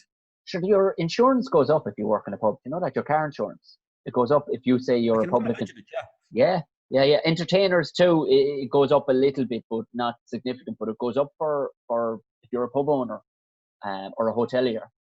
Straight away, your insurance will go up a good 20%, like, because of that. You're around the drink, like. But I can imagine that, all right, yeah. But they do look up. I did have a fondness for when I was in Boston. All right, there was they did look after you, and I not to fucking prolong it because I want to ask you get onto your story, but I remember the second time I'd gone out of Boston and I was only going over for a week to visit Jerry because Jerry was over there illegally, and so he couldn't visit me in the airport. He couldn't pick me up in the airport. He was full sure the feds were going to be on him, like, you know. Jerry was fucking plastered for a living over there. They wouldn't give a fuck. In Boston, they wouldn't give a Nah. like, and he was a well-known blaster at this stage because he was good. So, you know, the DEA were going to kick down your door, Jerry. You know, he was fucking hell like. You plastered too many walls, Jerry. It's time for you to go back to armed. So I got in about 8:30, 9 o'clock, and I kind of knew the way. We were going to it's the name of the pub, the Holy Ground. No, I can't remember. It was in Quincy anyway. There was a bunch of pubs. It was Cork, Dublin, Galway. They were all owned by different people, and they had their flags out and everything like. But he was inside the Cork pub anyway, and the taxi driver sat in with the taxi driver. The taxi driver had only gotten in on the flight ahead of me. He was from Africa. The man was like, "Hello, where are you going?" I explained where I was going. Now, do you know what that is? Because I don't know what that. I said, "Oh, for the love of fuck!" So I got out of the back and sat in the front. And I said, "I have a rough idea where it is anyway." So by the time I got there, it was about 10:10, and the two doormen came across the road, took my bags out of the boot for me, and come on to fuck. One of the boys, he was just a big ox of a lad from Dublin who was on the door. "Come on to fuck," he says, "Man, we're waiting for you inside." And I said, "We're waiting? You're the what?" I walked in, there was a big pub full of people. Yay! As if it was a homecoming. Oh, no way. And brilliant, man. That's a fucking welcome in. That's a brilliant one. It was unreal. And the chef had left on a heap of stew for me and everything. He says, "That man will be starving." Now, the stew wasn't the greatest, I will say. You know, but a big bowl. Yeah. And I sat there up at the bar and lads were coming over, patting. And I was nearly like they were rubbing. They wanted to rub a bit of Ireland off me. You know what I mean? Because they were all missing home, like something serious. You know what I mean? Yeah. There's a place up there in Woodlawn, Tom, and it's called Keen's Bar. And nearly the same thing happened to me. I got up there. I had to come up from the bottom of New York all the way up to the top. And as I landed in the front door of the place, the fella that owned the place, Seamus Keane, or I forget, I think his name is Seamus something. He said, "Do you want some sausages?" And I was like, "Oh, I'd love some." And he made me sausages and potatoes and then some carrots before the stage, a bit of gravy. And then I was going around and I had to go on stage like in about half an hour. All right. And just went up and I was maybe doing a fucking gig and I was absolutely swelled with all the food. But I remember asking him before the gig then, I was like, "What time?" Because I was a bit late for the gig. You know the way the subways and everything like that, you're hopping on subways and traffic up there in America is crazy. I remember saying to him, "What time was I meant to start the gig at?" He goes, "Yeah, about 5 hours ago." I was like 5 fucking hours late. But I got up on the stage eventually anyways, but I remember looking around the crowd and there was all these Irish people and they were all steamboats and it was Camogie. They were raising money for the Camogie teams there. And I remember thinking, fuck me, this place is just crazy. Like Woodlawn is just like, it's like the Wild West. Yeah, I was never up there. I heard though it was Irish Central. Like. Nuts. Oh man, it was fucking nuts. But I mean, as you said, like they love when a new lad comes in from Ireland. They just want to kind of bring him in. They'll be like, "Come on," like you get a job like that in 2 seconds if you moved over. Yeah. No bother. That was the first thing when I got off. Your man was like quite literally 5 minutes into ate me all bowl of stew and chatting with Jerry. Yeah, a fella came over and he just gave me his business card. He was a builder. He says, "Can you drive?" I seem to get offered these driving jobs. "Can you drive?" I said, "I can, yeah. I fucking practically drove that fucking cab here." And he says, "Grand." He says, "You can start in the morning if you want." And he was starting on good money. It was something like $18 an hour or something. And I says, "Lad, I have a job at home." But I tell you, like, at the time, I'd be half tempted. I was fair thinking about it because Jerry was making about fucking $2,000 a week, I'd say. Oh yeah. But you'd be spending half that then early again. But sure, he was. Jerry, when I met him then, he was blown out all over the place from the beer. Like, sure, he was after putting on about 3 stone. Like, he at that stage now, he had 2 lads working for him, so he was taking a bit of a back seat. And, you know, he was probably sending a few pound home to a bank, but sure, you know, just to keep the mother happy or whatever. But he was definitely, as you say yourself, he was swelled. Oh, yeah. Swell from the sauce. I've been there. Yeah. But I think that's the thing. That's one of the main reasons why I don't think I'd ever move to America, because it's, as I said, it's like the Wild West. I don't think there's almost like, like in Ireland, if you go on the beer too much in your own town, people would be like, geez, you're right there. Like, how's everything? How's the parent? Like, they'd almost be like, Go handy. almost giving you sort of subtle dig, kind of go home to fuck. Like, but in America, there's no one telling you to go home. That was what I noticed with the boys. Now, has that come up on your computer there? Internet connection is unstable. Even though it seems fine. No, it's not going over mine. Yes, fine. So we'll move, getting away from, so we ran down the road of how lovely America is and all the rest of the good crack it is. So I was wanting to talk to you about this. You alluded, well, you just sent me a kind of a message saying something about sports or a coach or something. I'm guessing it wasn't hurling or wind sailing. It was it Gaelic football? It was Gaelic football, yeah, because that's the main breed of sport there in Mayo. Everyone either plays soccer, Gaelic football, or handball. They're the three main ones in Mayo. Handball is still big. It's big in Leinster, all right. It's still big in Kilkenny. But no, I was saying that in Mayo, like the main three sports is Gaelic football, soccer ball, and football. Yeah, and the hot fucker playing basketball, but he's just lost. But they snapped at me one night. I was gigging in Sligo, and I said something about soccer. And 2 or 3 ones now, they were townies. So I'm guessing Gaelic football wasn't top of their list. But they kept on shouting, it's not. Gaelic football was called Gaelic, and soccer was called football. Because I kept on taking the piss, because they said the word football so fast. They actually called it football. I was like, well, listen, I don't know what's wrong with you over here playing fucking soccer. What are you doing? Perfectly fine fucking Gaelic football grounds around you. Sligo Rovers are a good football team, you see, so that's probably why they're fairly patriotic that way, Fuck all else to do there, I suppose. Well, the football team itself, the Gaelic football team, wouldn't be as good as Mayo now. No. I hate to say it, boys in Sligo. You have Yates and the boys, but we have the Gaelic football. Even though saying that, we haven't won since 1951. But anyways, in school, like that's. I remember, I used to be like a soccer man, to be honest. Even though it never set with me to be a soccer man. I always I probably should like Gaelic football, and I probably should learn Irish to be properly patriotic. But I should be a big fan of United back in the day. But then I remember one of my teachers was Martin Kearney. I don't know if you know him, but he'd be always on the GA commenting. Yeah. He used to be my teacher. Like he used to teach me honors maths. But I did it for 2 weeks, and then I had to knock it on the head because I was shite. I hadn't a clue what he was on about. He'd be on about fucking algebra and just Pythagoras' theorem, as if I cared about that. But anyways, he also teaches at lunchtime. He teaches Gaelic football. So I remember one time going he never had time for me at all. I remember one time I caused trouble in the class, and he goes, "Owen, what would your mother think of this behavior?" And it just really sort of and I was like, she probably wouldn't care, to be honest. Just to wind him up, even though and he was raging. I have a picture of you at the back of the class, like a 12-year-old Owen at the back of the class with a fag inside the claw. Or she be grand. Oh, stop. 1 or 2, just she wouldn't give 2 fucks, hey. And if she does, she can fuck off. And then immediately the camera pans over to your mother, who's standing just outside the window, smoking a fag in the claw as well, going, "Oh, sure, he's grand." I raised him well.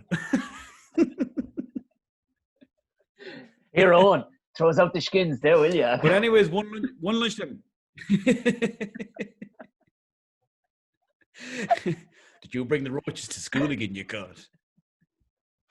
But there was one lunchtime. He was like, "Right, we're going to go down now to the tech." It was called the tech, and there was a football pitch behind it, like a Gaelic pitch. He goes, "We're going to go down there now.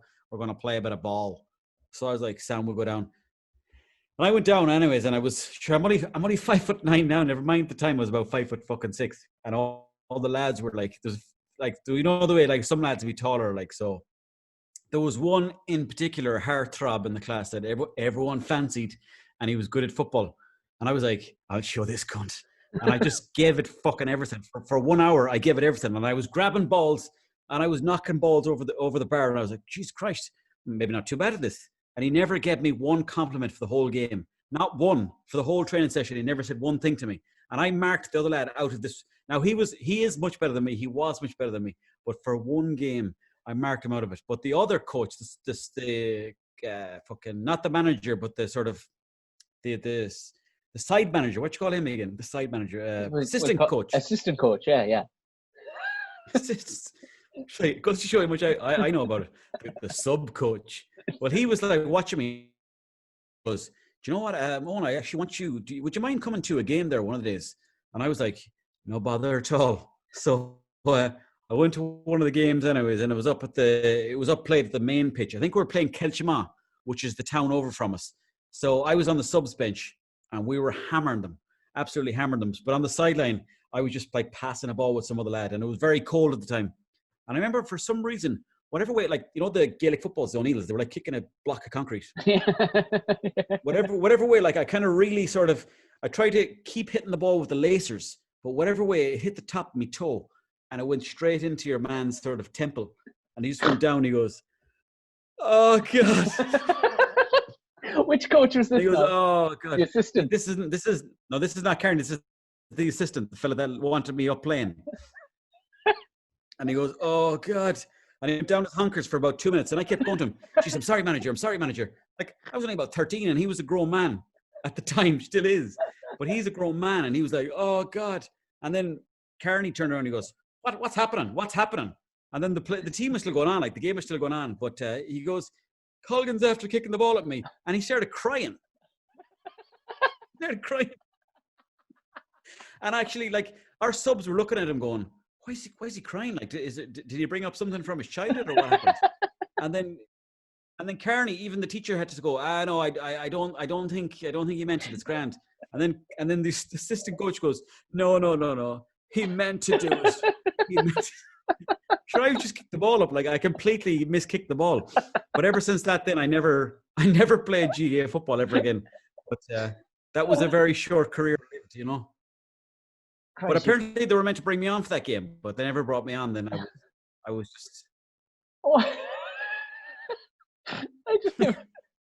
Just a fully grown man down on his honkers. Fully grown man. As he said he meant to do it, as if I meant to do it. Like, I mean, to this day, like, I can't get over why he said that. I don't know what happened. Did I hit some nerve in his head or what? Again, I have a picture of a 13-year-old Owen standing with a flag in a claw.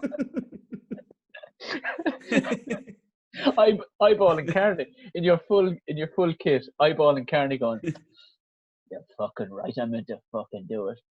Oh, Christ, yeah. But looks up to his mother in the stands. She's there with a flag in the claw.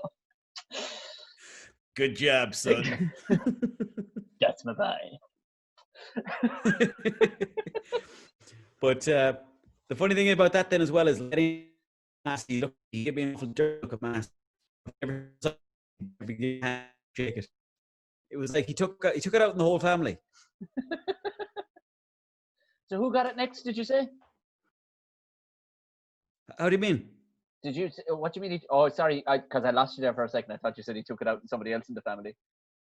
Oh, no, he took it out of the family, as in, like, you'd be at Mass and you'd be looking over them, like, at Mass. You know the way, like, you'd be looking around the back of Mass, you'd be like, I wonder who's coming in for a pray. And you'd see him and he might turn around to you and be like, and then he'd turn away. Or else, if you're standing beside him, and you know that part of Mass where you're like, now it's time to shake hands with everyone in the church. Well, that like, at that point, he'd be like, I'm not shaking hands with you. He wouldn't shake hands with you. He wouldn't say that, but like, he'd kind of like turn his back to you. There was definitely something changed, you know, there was a bit of a bond that was broke there. That's unreal. Like, I just can't get over that was a fully grown man and a 13-year-old bounced the ball off his head by accident. Like, that could be one thing if you kicked him in the nuts, he'd have a reason for being a pain. And then to turn around and go, Sir Colgan meant to do it, sir. But have you ran into him since in recent times? No, I haven't. I haven't seen him in years. But his son is like a boxing coach in town. He's like, "Come on in, we'll do a bit of boxing." So I I kind of seen him around town sometimes, but it's never like it's so many years so much water under the bridge now that it's gone past. Like I can't even go up to him now, and I can't walk up to him and say, "Remember that time I made you cry?" Because it wouldn't make sense, you know. It just wouldn't make sense because I'm 30. Imagine him listening to this phone call, like, or to this fucking podcast. I know that's what I'm worried about because I mean, the information I've given away, people will know who he is. But sure, at the end of the day, Tom, it was 100% accident.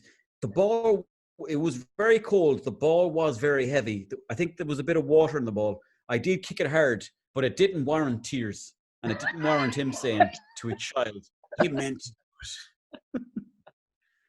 So I don't know what was going on there. Oh my, that's beautiful. Because I thought it was going to be an emotional thing you did to somebody like that. You broke them down over years. That you made a teacher cry, but you just one slap of a fucking ball and this fellow went down like a sack of buds. Yeah. Now it's a hard enough out skin. So I've often, anytime I see a football now, I'm like, wonder how heavy they are. You know, I'm just like, so maybe I just caught him in a funny way. Do you know, like, do you ever like get caught with a football on the ear on a cold day and you're like, oh yeah, go on that ear.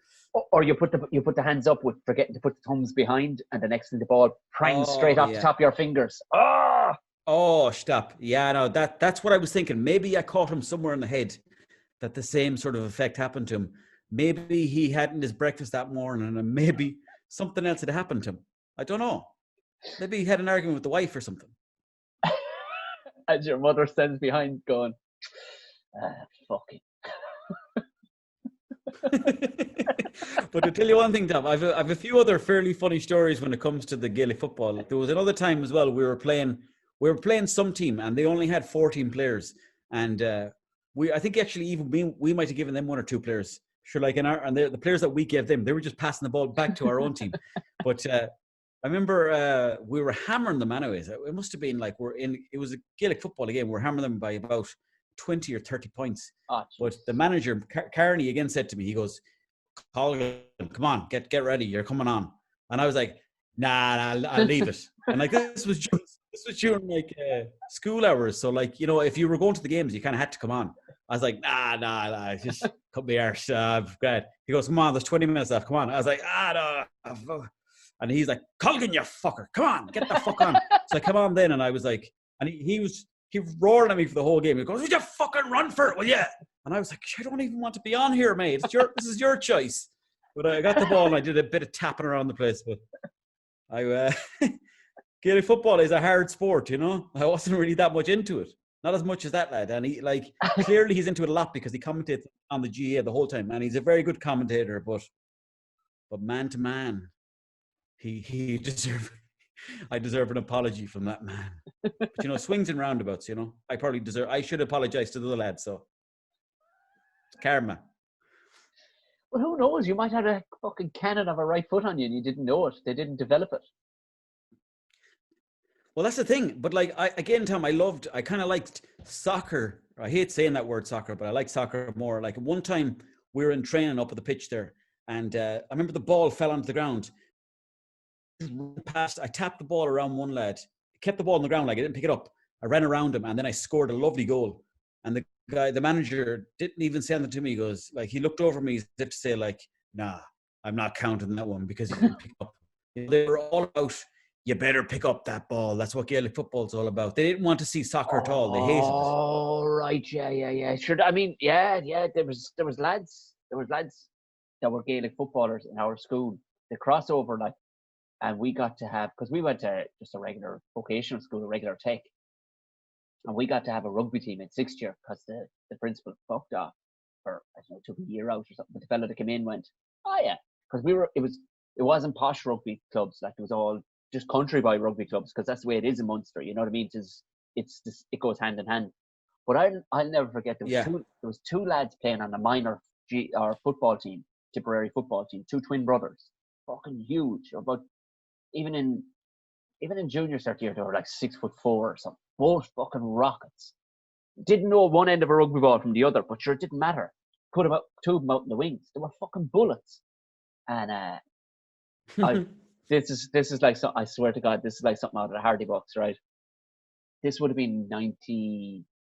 late 90s, where anybody to do with GAA hated rugby at the time. They just didn't see it was now a Protestant sport.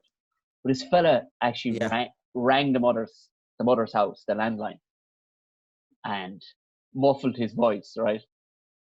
And the old fella answered the phone, who's as cool as a fucking breeze. He answered the phone, and this fella put a cloth over it. He's like, "Is that you, Bill?" To the fella. Is that you? That young fella? That young fella of yours is coaching our football players. And the old man put him on loudspeaker. He was in fucking stitches. He called me down the stairs. You have to hear this. He says, tell him to cut that shit out. He says, playing that fucking old Protestant sport. And the man didn't know what to say to your man. He says, but sure, just the off season. He says, anyway, it's just perfect to keep the boys fit. Let him go to fuck. He says, Yeah. and he covered his. Shouldn't the father knew full well who your man was? Like, he was going for the fuck, you go away, Yeah. fuck off. But like, I didn't get a look in with the GA at home, not really, because the father was a blow-in. He's from about 20 miles away, so he would have been considered blow-in. So unless your father was from around the area, you weren't getting a fucking sniff. And I was okay. Yeah. I was a mulliker of a footballer. I was ignorant enough that while I didn't have the talent that was really needed to be a good footballer, I was like an old dog. I'd just hang off you. But it wasn't until the rugby came good, all of a sudden, to say the same cunt that muffled his voice came over the road. His nickname is Horse. I don't even know his real name. Horse came over. Well, Bill, leaned up against the door. Well, Bill, the young fella inside. And at this stage now, we'd won championships never with the rugby. Like, I says, he is Horse, yeah. Might have a word with him there. Says, all right. This shit, like, I was like 16 or 17, and a man came out and says, now it's just the rugby is one thing, he says. And I'd love to have you playing a bit of football now on the off season of the rugby. I says, you mean like the off season when I brought the two O'Donnell boys over to play? I says, you muffled your voice on the phone. That wasn't me. Yeah. How do you know what I'm fucking talking about? I didn't. I thought the fucking outlet was going to be picked up off the ground. He says, your man bulleted out. That's fucking brilliant. Out the fucking yard, your man bulleted into the car. The outlet was shouting, come back, Horse, you're a great crack with the kettle boiling. Come in. He still to this day denies doing it. Oh, Christ. But that I'll tell you one thing, it's a funny old world, the old GA in Ireland, especially, I mean, nowadays, professional, it's a bit more like soccer, but like, there used to be a lad that called over to the house, and he, like, an old lad, he was in his, at the time, like, everyone seems old at the time, but I'd say he must have been in his 50s. He'd come over to the house with a Gaelic football, and myself and my parents, like, we'd be just sitting in the living room watching television, and he goes, geez, your son is good at football. And like, my parents would be like, all right, yeah, fair enough, you know, but we're kind of watching TV. And he'd be like, oh no, but he's very, very good. Like, he's got great potential. And then he'd balance a ball on his nose. But like, he'd bend back his head and he'd balance a ball on his nose. And my parents would be looking over going, geez, that's good. And he goes, yeah, it's very good, mate. And like, he'd do that for 5 or 10 minutes. And he just keeps saying, just, oh, there's some potential. And like, my parents were like, who's that lad? Like, and I was like, oh, he's like one of the kind of side coaches. He was like another coach. He was like a points coach where he'd teach you how to curve the ball over the bar. But he'd call over to the house randomly and he'd just let himself in almost to the house. And then he'd be just balancing a ball as my parents were watching a country practice or some other shite that was on TV. It was a funny old setup back in the day, wasn't it? Do you know what? We might have to look into maybe writing a short sitcom or something based around the GA. GA tied in with the buildings. Oh, 100%. Yes. Yeah, 100%. Yeah. Hand in hand, I think. They go hand in hand. Would we stick a fork in it there, Owen? Would we? That was a story. Sounds good to me, Tom. I don't think I can take much more after that story. That's oh my God, what a brilliant one. What a celebration of your 27th birthday, was it, you said? 27. You can add a couple of numbers onto that. 36 today. 36 today. My God. Well, you've outlived Jesus anyway, so that's good. Fuck. Getting on, Tom. But sure, look, this is a good landmark of it now. At least we have it registered for the rest of our lives on a podcast. Exactly. Right. Thank you very much for listening. That's been the Harden Up podcast. We've been Owen Colgan, and I've been Tom O'Mahony. Tom O'Mahony. Delighted to talk to you. Hit subscribe if this is your first time listening. I got some great messages during the week. Lads are going bananas for it. They're going bananas in the lockdown for the podcast. It's building. It is building. Do you know what, Tom? It's building. There's an energy building there. I get messages from people saying it's good crack. They're enjoying it. When are you doing the next one? So it's building slowly. And as they say, Rome wasn't built in a day. We're going to build Rome, Tom. We're going to build the Colosseum. And we're going to be inside there with our chariots riding around the place, kicking ball. Harden, just don't bounce it off anybody's fucking head. As your mother stands. Julius Caesar, he meant to do it. As your mother stands there dressed as Julius Caesar, just smoking a fag inside her hand.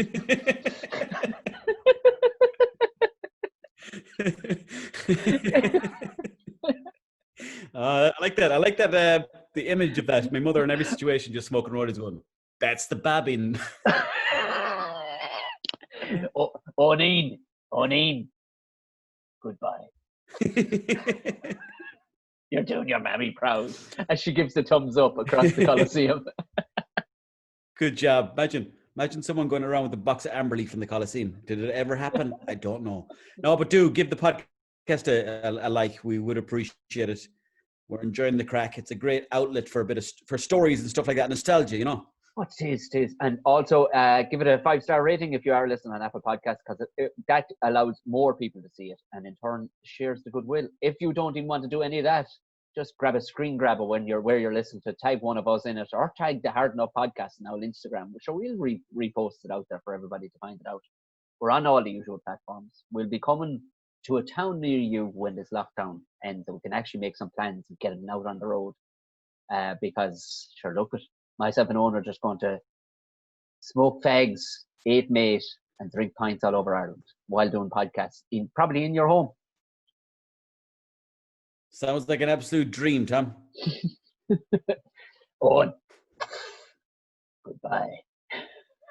God bless you, Tom. Chat to you soon, horse. Chat to you soon. Good luck, Tom. Take care. Good luck.